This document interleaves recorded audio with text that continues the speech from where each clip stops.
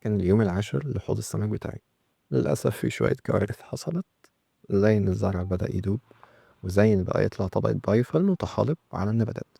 دي مش كارثة قوي، دي اسمها متلازمة الأحواض الجديدة بتحصل لأي حوض مزروع في تربة كويسة في أول شهر.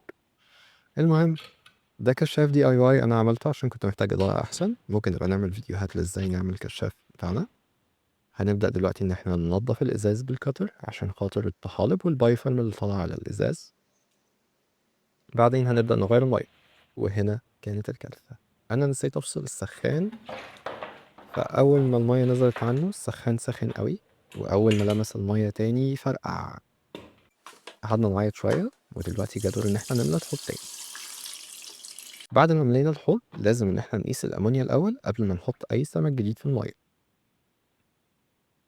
بعد ما نعمل التست هنسيبه دقيقتين قبل ما ناخد اللون اللي هيطلع. بعد دقيقتين اللون اللي طلع معايا كان لون أصفر، ده معناه إن الحوض بتاعي آمن وجاهز إن أنا أحط فيه سمك جديد.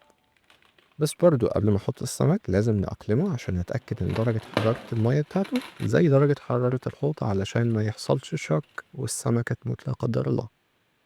فبس دلوقتي بقى عندنا حوض ظريف وسمكة لطيفة، واستنونا في الابديتس اللي جاية بقى. باي باي.